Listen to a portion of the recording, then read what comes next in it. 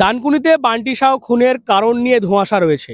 পুরনো কোনো শত্রুতা নাকি তার পারিবারিক কোনো বিবাদ? কারণ যেমনটা স্থানীয়দের অনেকেই বলছে যে এই বান্টি সাহের সঙ্গে তার স্ত্রীর কয়েক বছর আগে বধূ নির্যাতনের একটা মামলা হয়েছিল ডানকুনি থানায়। তারপর যেমনটা স্থানীয়দের অনেকেই বলছে যে স্ত্রীর সঙ্গে ভালো সম্পর্ক ছিল না, এমনকি ডিভোর্সের মামলাও হয়েছে বলে সূত্রের খবর। সেই বিষয়টিও কিন্তু উড়িয়ে দিচ্ছে না তদন্তকারী আধিকারিকরা। এই মুহূর্তে দেখা যাচ্ছে ঘটনাস্থলে ডানকুনি থানার পুলিশ নমুনা সংগ্রহ করছে। এখানে যে সমস্ত রক্ত বা বিভিন্ন যে বিষয়বস্তুগুলো রয়েছে সেগুলো তারা খতিয়ে দেখছে এবং নমুনা সংগ্রহ করে সেগুলোকে রাখা হচ্ছে, সেগুলোকে কিন্তু টেস্টের জন্য পাঠানো হবে। এবং এই যে ঘটনা, যেখানে মূলত দিল্লি রোডের ধারে একেবারে 12 নম্বর ওয়ার্ডে গ্র্যান্ড সিটির আগে ব্রিজে ওঠার আগেই এই যে জায়গা যেখানে ঘটনা ঘটেছে, যেভাবে এই ভর সন্ধ্যায় এখানে গুলি চলার ঘটনা ঘটেছে, সেই ঘটনার কিন্তু একটা পুলিশের কাছে একটা হাতিয়ার হয়ে দাঁড়িয়েছে এই পার্শ্ববর্তী যে দোকান রয়েছে সেই দোকানের সিসিটিভি ফুটেজ। আমার ঠিক অদূরেই যেখানে আমি রয়েছি, প্লেস অফ অকারেন্স অর্থাৎ ঘটনাস্থল, তার দূরেই দিয়ে দেখতে পাচ্ছেন যে লোহার দোকান।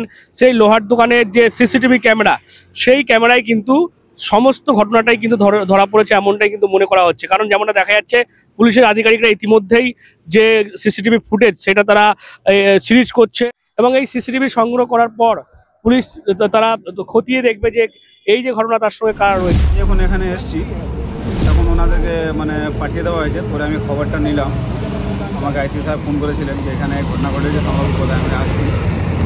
এসে খবরটা নিলাম, বান্টি সাউ বলে আমাদের বন্দরবিলেই থাকে।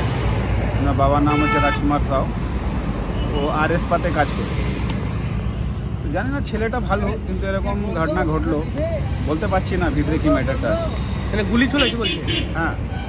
কোথায় গুলি লেগেছে জানতে পেরেছেন? না, আমাদের ছেলে এখানে 2-3 জন এসেছিল, তারাও আমাকে ফোন করে দাদা এখানে এরকম ঘটনা ঘটেছে। আমি ছুটে এসেছি, তা তখন দেখলাম ছবি ফবি যখন দেখে যাই বললাম এখানে বাড়ি, বলে বাড়িতে খবর দিলাম, বাড়ির লোক এসেছে এখানে, এসে বললো না আমারই ছিল। পুলিশ কি দেখছে সিসিটিভি ফিজিটিভিগুলো দেখছে? হ্যাঁ, পুলিশ তো সঙ্গে সঙ্গে আইসি সাহেব পুরো টিম নিয়ে এখানে পৌঁছে গেছেন। উনি ক্যামেরা সব কোথাচ্ছে দেখুন কোথায় কী আছে না আছে। এই যে ডানকুনির মতো জায়গায় এরকম গুলির ঘটনা কিভাবে দেখছেন বিষয়টা? না, এটা তো প্রথমবার এখানে আমি দেখেছি কোনো গুলি এরকম চালিয়ে চলে গেছে। এবার দেখুন আস্তে আস্তে জায়গা কনজেস্টেড হয়ে যাচ্ছে, আগের মতন তো আর ডানকুনি নেই। না, তাহলে এখন আপনারা কি চাইবেন এইরকম ঘটনা? এবার দেখুন এত বড় শহর, একটা এরকম ঘটনা কোথায় কি ঘটবে সবসময় তো পুলিশ চোখে দেখে বসে নেই। এমনি আপনার ওয়ার্ডে যেহেতু ওর বাড়ি, কিরকম ছেলে হিসেবে ভালো ছেলে, খুব ভালো ছেলে। ওর একটা যেটা শুনতে পাচ্ছি এখন পারিবারিক একটা শান্তি আছে শ্বশুর বাড়ির সাথে। এবার জানি না কোথায় কি হয়ে রয়েছে, সেটা এখন ওর বাবার থেকে শুনলাম। ওর বইয়ের সাথে একটা কি ডিভোর্সের ব্যাপারটা কিছু চলছে। আপনার নামটা বলুন? আব্দুল সামাদ। আজকে ঘটনা একটা ভালো ছেলে বান্টি সাউ, তাকে আজকে যা শুনলাম প্রকাশ্যে দিনে দুপুরে এই গুলি করে চলে গেল, যা কখনো অতীত ডানকুনিতে ঘটেনি। এই ঘটনা আজকে আমাদের দেখতে হচ্ছে। মানুষের নিরাপত্তা কোথায়?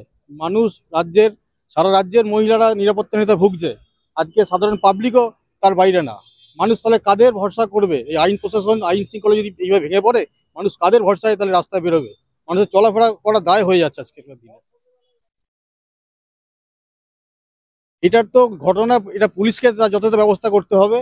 যারা এই দুষ্কৃতী, যারা এই কাণ্ড ঘটিয়েছেন, তার সঠিক তদন্ত করে যে দোষী তাকে কঠোরতম শাস্তি দিতে হবে।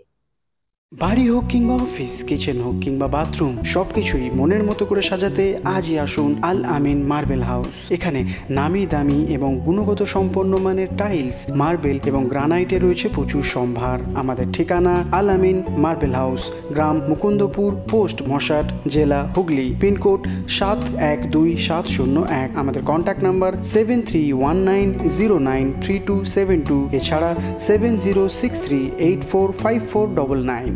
আর এই গোটা বিষয়কে কেন্দ্র করে কিন্তু রাজনৈতিক চাপানোতর শুরু হয়েছে। বিরোধীরা বলছে এই পশ্চিমবঙ্গের বিভিন্ন জায়গাতেই যেভাবে ঘটনা ঘটছে, আজকে ডানকুনির মতো জায়গা সেখানেও কিন্তু ভর সন্ধ্যায় গুলি চলার মতো ঘটনা ঘটেছে, যার ফলে স্বভাবতই প্রশাসনের দিকে কিন্তু আঙুল তুলেছে বিরোধীরা। যদিও শাসক দলের নেতারা মানতে নারাজ, তাদের বক্তব্য পুলিশের কাজ করবে এবং যারা এই ঘটনা ঘটিয়েছে এরকম ভর সন্ধ্যায় বান্টি সাহের মতো যে জেসিবি চালক তাকে যারা খুন করেছে, তাদেরকে পুলিশ যথাযথ শাস্তি দিক, এমনটাই কিন্তু তৃণমূল নেতা যারা রয়েছে তারা সেটা চাইছেন। এবং গোটা বিষয়কে কেন্দ্র করে এখনো ধোঁয়াশা রয়েছে। কারণ নিয়ে এই বান্টি সাউকে কেন খুন করা হলো সেটা নিয়ে যেমন ধোঁয়াশা রয়েছে, কিন্তু সবচেয়ে বড় হাতিয়ার হয়ে দাঁড়িয়েছে এই ঘটনার পর্দা ফাঁস করতে পারে একমাত্র এই সিসিটিভি ফুটেজ।